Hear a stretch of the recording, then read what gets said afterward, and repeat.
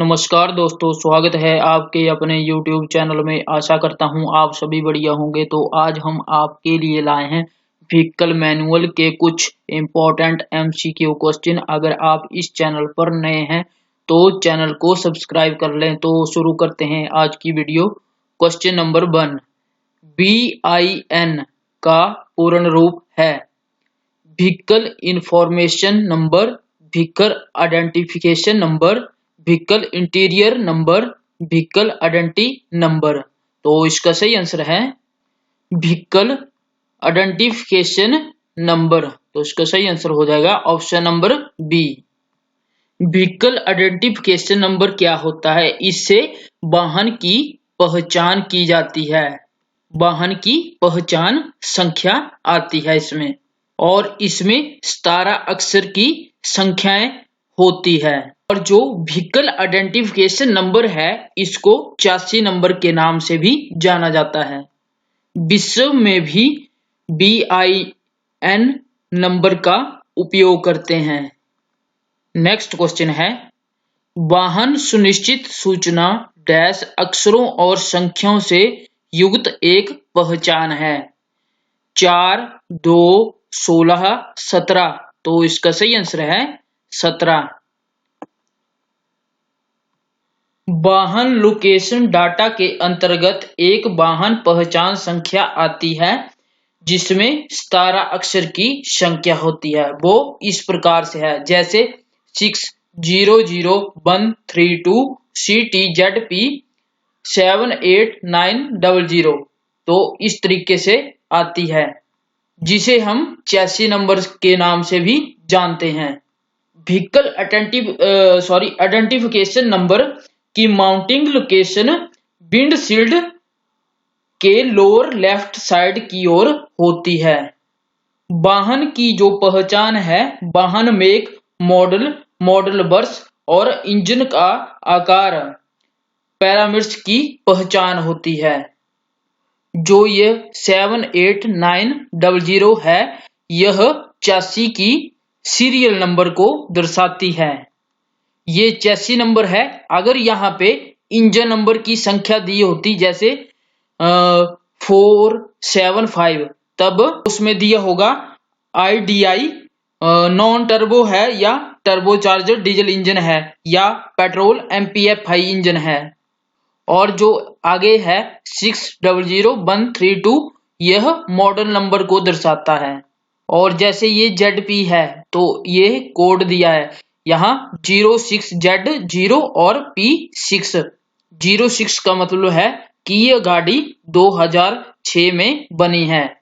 और जो 10वां अक्षर है वो प्लांट लोकेशन को प्रदर्शित करता है। प्लांट लोकेशन कि ये गाड़ी चेन्नई में तैयार हुई है या कहाँ, तो वो जैसे P का अक्षर है पुणे, तो ये गाड़ी पुणे में तैयार हुई है। नेक्स्ट क्वेश्चन है, BIN व्हीकल आइडेंटिफिकेशन नंबर को अन्य किस नाम से जाना जाता है? इंजन संख्या, चेसिस संख्या, A और B दोनों, इनमें से कोई नहीं। तो इसका सही आंसर है चेसिस संख्या से भी जाना जाता है BIN नंबर को। BIN एक अक्षर एवं संख्याओं की सीरीज होती है जिसके द्वारा विशिष्ट वाहन की पहचान, वाहन मेक और मॉडल वर्ष और इंजन का आकार निर्भर करता है। और आजकल के वाहनों में डैशबोर्ड पर टॉप पर BIN नंबर दिया होता है, और विंडशील्ड के लोअर लेफ्ट साइड के द्वारा यह नंबर दिखाई देता है। BIN की माउंटिंग लोकेशन के कारण ही चोरी हुई कार का BIN नंबर बदलना अत्यंत कठिन कार्य होता है। चेसिस नंबर को बदल नहीं सकते। जो ऊपर दिया था 600132 CTZP 78900, यह पहले वाली गाड़ियों में प्रयोग होता था। आजकल का जो BIN नंबर है वो चेसिस नंबर बदल दिया गया है। नेक्स्ट क्वेश्चन है, BIN प्रायः किस प्रकार की अन्य महत्वपूर्ण सूचना दे सकने में सक्षम है? निर्माण देश के बारे में, निर्माण के बारे में, मॉडल के बारे में, ये सभी। तो इसका सही आंसर है ये सभी। BIN एक अक्षर एवं संख्याओं की सीरीज होती है जिसके द्वारा विशिष्ट वाहन की पहचान, वाहन मेक, मॉडल, मॉडल वर्ष और इंजन का आकार, उसके पैरामीटर्स की पहचान होती है। नेक्स्ट क्वेश्चन है, स्कैन टूल डाटा वाहन में किए गए डैश को दर्शाता है। कार्यों को, परिवर्तनों को, ए बी दोनों, इनमें से कोई नहीं। तो इसका सही आंसर है कार्यों को दर्शाता है scan tool. Scan tool data में वाहन में किए गए कार्यों के आंकड़ों के डाटा को भविष्य के लिए सुरक्षित रखा जाता है। और स्कैन टूल का जो मुख्य उद्देश्य है वो OBD1 और OBD2 को प्राप्त करके रिकॉर्ड रखना और उसको क्लियर करना, कट कर देना। OBD सिस्टम क्या होता है? On board diagnostic. कोड को कैसे क्लियर किया जाता है? वाहन को चालू करें और स्कैन टूल से डिलीट का ऑप्शन ढूंढें और जांच करें कि कोड क्लियर हो गए हैं और वाहन को इग्निशन, जो वाहन का जो इग्निशन स्विच है उसको बंद कर दें। या और जो फॉल्ट कोड होते हैं उनको पुनः जांच करने के लिए कैसे करते हैं उसकी जांच? वाहन का जो इग्निशन स्विच है उसको चालू करें, हालांकि अपना जो चाबी है उसको इग्निशन स्विच से लगाएं और घुमाएं उसको। स्कैन टूल की जांच प्रोग्राम से चलाएं और प्रत्येक कोड की जांच करें। अगर कुछ त्रुटि मिलती है तो सुपरवाइजर को बताएं, जो वहां का सुपरवाइजर है उसको बता दें कि इग्निशन स्विच को बंद करें और स्कैन टूल को वाहन से हटा दें। नेक्स्ट क्वेश्चन है, निम्न में से किस मैनुअल में वाहन की मरम्मत की सही जानकारी मिलती है? शॉप मैनुअल में, रिपेयर मैनुअल में, ओनर मैनुअल में, इनमें से कोई नहीं। तो इसका सही आंसर है रिपेयर मैनुअल में। जो रिपेयर मैनुअल है इसमें वाहनों की मरम्मत संबंधी विवरण और डिजाइन किया जाता है। इसकी सहायता से कार्य तथा वाहन के संदर्भ में उपयुक्त सूचना भी मिलती है। शॉप मैनुअल क्या होती है? यह मैनुअल वाहन में रखरखाव एवं मरम्मत संबंधी विभिन्न विधियों से अवगत कराता है। और ओनर मैनुअल में क्या होता है? इस मैनुअल में वाहन संबंधी विस्तृत विवरण दिया जाता है जिससे वाहन की विशिष्टताओं से लेकर वाहन के उपयुक्त परिचालन तक समस्त विवरण होता है। नेक्स्ट क्वेश्चन है, रिपेयर मैनुअल से संबंधित कथन है। यह शॉप मैनुअल के समक्ष सूचना देता है। यह सेकेंडरी पार्टी द्वारा प्रकाशित किया जाता है। ए और बी दोनों, उपरोक्त में से कोई नहीं। तो इसका सही आंसर है ऑप्शन नंबर सी, ए और बी दोनों। रिपेयर मैनुअल वाहनों की मरम्मत संबंधी विवरण देना और डिजाइन किया जाता है। इससे ध्येय से डिजाइन किया जाता है और इसकी सहायता से कार्य तथा वाहन के संदर्भ में उपयुक्त सूचना प्राप्त होती है। और इससे रिपेयर मैनुअल के आरंभ में विषय की सूची दी जाती है। और इन मैनुअलों में शॉप मैनुअलों के समान सूचनाओं को सम्मिलित किया जाता है। रिपेयर मैनुअल सेकेंडरी पार्टी द्वारा प्रकाशित किए जाते हैं और शॉप मैनुअल उपलब्ध न होने की स्थिति में रिपेयर मैनुअल के आधार पर वाहनों की रिपेयर की जा सकती है।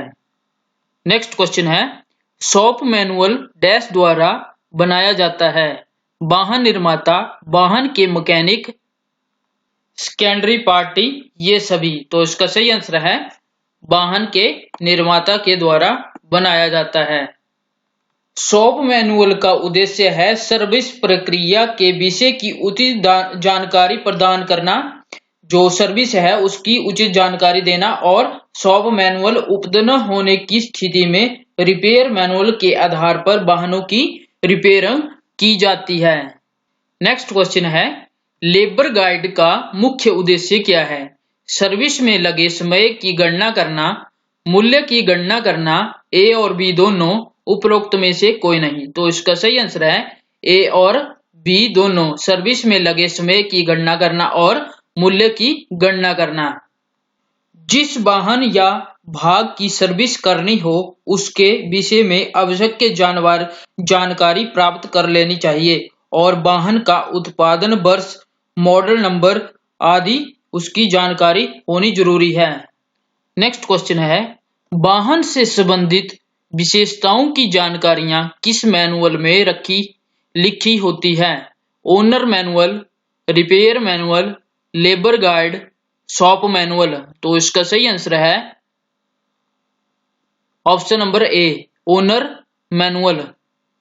जो ओनर मैनुअल का उद्देश्य वाहन की सर्विस के समय लुब्रिकेशन की विशिष्टियों की जानकारी देना। और ओनर मैनुअल में क्या क्या आता है? वाहनों के टायर बदलने की जानकारी, वाहनों में इंजन, स्नेहक, कूलेंट, लुब्रिकेशन और कूलिंग सिस्टम की क्षमता, वाहनों के सभी पुर्जों की जानकारी, सर्विस आउटलेट की सूची, वारंटी और सर्विस संबंधी सूचना और वाहन की सामान्य विशिष्टताएं और वाहनों के सभी कंट्रोल और सहायक सामग्रियों का उपयोग करना। ये सभी वाहन के प्रथम वास्तविक मालिक को ओनर मैनुअल देता है, जिसमें यह सभी जानकारियां होती है। नेक्स्ट क्वेश्चन है, निम्न में से कौन सी जानकारी ओनर मैनुअल में नहीं होती? वारंटी और सर्विस संबंधी सूचना, वाहनों के टायर बदलने की जानकारी, वाहनों की सामान्य विशिष्टताएं, वाहनों की बीमा संख्या। तो इसका सही आंसर है वाहनों की बीमा संख्या। बाकी सारी ओनर मैनुअल के अंडर आती है। एक बार फिर बता देता हूं कि ओनर में कौन कौन से पॉइंट आते हैं। वाहनों की सामान्य विशिष्टताएं, वाहनों में सभी कंट्रोल तथा सहायक सामग्रियों का उपयोग करना, वाहनों के टायर बदलने की जानकारी, वाहनों में इंजन, लुब्रिकेशन और कूलिंग सिस्टम की क्षमता, वाहनों के सभी पुर्जों की जानकारी और सर्विस आउटलेट की सूची, वारंटी तथा सर्विस संबंधी सूचना। और आपसे क्वेश्चन है, वाहनों की बीमा संख्या किस मैनुअल पर आधारित होती है? आपने कमेंट बॉक्स में कमेंट करना है कि वाहनों की जो बीमा संख्या है वो किस मैनुअल पर आधारित होती है। नेक्स्ट क्वेश्चन है, निम्न में से किस मैनुअल की सहायता से सर्विस में लगने वाले समय तथा मूल्य की गणना की जाती है? Repair manual, owner manual, shop manual, labour guide. तो इसका सही आंसर है लेबर गाइड। जो लेबर गाइड है इसके उपयोग से वर्कशॉप में होने वाले कार्य के खर्च होने वाले समय की गणना करता है और लेबर गाइड के प्रयोग से एक औसत समय की गणना की जाती है और औसत में समय किसी अनुभवी कारीगर द्वारा कार्य करने में व्यय होने वाला औसत समय होता है। एक बार फिर से बताता हूं मैं, रिपेयर मैनुअल क्या होता है? इन मैनुअलों में शॉप मैनुअल के समान ही सूचनाओं को सम्मिलित किया जाता है। रिपेयर मैनुअल सेकेंडरी पार्टी द्वारा प्रकाशित किए जाते हैं और शॉप मैनुअल उपलब्ध न होने की स्थिति में रिपेयर मैनुअल के आधार पर वाहनों की रिपेयरिंग की जाती है। और जो शॉप मैनुअल है वो शॉप मैनुअल वाहन निर्माता द्वारा बनाया जाता है, जिसे सभी भागों की सर्विस करने से संबंधित जानकारियां मिलती है और शॉप मैनुअल में किसी भाग की सर्विस हेतु प्रक्रिया और औजार मतलब टूल के उचित उपयोग करने की विधियां होती है। और ओनर मैनुअल में वाहनों की सामान्य विशिष्टताएं और वाहनों के सभी कंट्रोल सहायक सामग्रियों का उपयोग करना, वाहनों के टायर बदलने की जानकारी, वाहनों में इंजन, लुब्रिकेशन सिस्टम और कूलिंग की क्षमता चेक करना, वाहनों की सभी पुर्जों की जानकारी प्राप्त करना, सर्विस आउटलेट की सूची प्राप्त करना, वारंटी तथा सर्विस सूचना संबंधी जानकारी प्राप्त करना। यह 4 प्रकार के यूजर मैनुअल है, जिसकी कार्यविधि किसी न किसी रूप में उपयोग की जाती है। नेक्स्ट क्वेश्चन है, पार्ट प्रोग्राम की सहायता से विभिन्न भागों की जानकारी दी जाती है। मोबाइल के द्वारा, फैक्स के द्वारा, कंप्यूटर के द्वारा, टेलीविजन के द्वारा। तो इसका सही आंसर है ऑप्शन नंबर सी, कंप्यूटर के द्वारा। पार्ट प्रोग्राम में वाहन के भाग, पार्ट्स से संबंधित डाटा को संकलित इकट्ठा किया जाता है, जैसे कि टायर में कितनी हवा है, वाहन के इंजन का कितना माइलेज है, जो आरपीएम इसका कितना है। तो इसके प्रयोग से वाहन के प्रत्येक भाग की विशिष्ट उपयोग ली जाती है, प्राप्त की जाती है। और इसका जो ध्यान देने वाली योग्य बातें हैं वो कौन कौन सी है। अनेक वर्कशॉपों में कुछ भागों को स्टॉक करके रखा जाता है और वाहन निर्माता सीडी रोम बनाते हैं, जिससे विभिन्न भागों की सूची तथा क्रम लिखा जाता है। नेक्स्ट क्वेश्चन है, सॉफ्टवेयर के सर्च ऑपरेशन में वाहन का डैश डालकर वाहन भागों के बारे में सूचना प्राप्त की जा सकती है। OBD1 BIN नंबर के द्वारा, इंजन नंबर के द्वारा, इनमें से कोई नहीं। तो इसका सही आंसर है BIN नंबर के द्वारा, व्हीकल आइडेंटिफिकेशन नंबर के द्वारा। इसमें 17 अक्षर वाली संख्या होती है और इसको चेसी नंबर भी कहते हैं। नेक्स्ट क्वेश्चन है, जब भी OBD1 वाहन के कोड को प्राप्त करें तो वाहन को स्टार्ट करें और बचे कोड को रीसेट करें। यह OBD1 में आया। और OBD2 में वाहनों की जांच के दौरान वाहन मरम्मत समाप्त होने तक कोड को रीसेट ना करें। जब तक गाड़ी ठीक नहीं हो जाती तब तक कोड को रीसेट ना करें। और एक और, ऑटोमेटिक नंबर प्लेट रिकॉग्निशन, जो ऑटोमेटिक स्कैनिंग उपकरण द्वारा स्कैन किया जा सकता है, जो कि फोटोग्राफ लेता है और रजिस्ट्रेशन नंबर को पढ़ता है और रिकॉर्ड करता है कि यह स्कैनिंग सरकार या प्राइवेट इंडस्ट्री द्वारा की जाती है। प्राइवेट इंडस्ट्री द्वारा इससे जानकारी पूर्ण रूप से बनाने में मदद करता है। और जो ट्रांसपोंडर होता है, शॉर्ट रेंज संचार ट्रांसपोंडर का उपयोग इलेक्ट्रॉनिक टोल कनेक्शन पर वाहनों का टाइमिंग और लोकेशन का रिकॉर्ड रखने के लिए किया जाता है। स्कैनिंग उपकरण नॉन टोल लोकेशन पर लगाए जाते हैं। ट्रांसपोंडर को कई बार अनधिकृत किया जाता है और अन्य पक्षों के द्वारा इसको हैक भी किया जाता है। नेक्स्ट क्वेश्चन है, यदि वाहन को वर्कशॉप में चलाना हो तो क्या प्रयोग किया जाना चाहिए। एग्जॉस्ट एक्सलरेशन हॉज, एग्जॉस्ट इंट्रेकेशन हॉज। तो इसका सही आंसर है एग्जॉस्ट एक्सट्रेशन हॉज। तो इसका ऑप्शन नंबर ए सही हो जाएगा। और यह एग्जॉस्ट एक्सट्रैक्शन हॉज किस में आता है, सर्विस इंफॉर्मेशन प्रोग्राम में।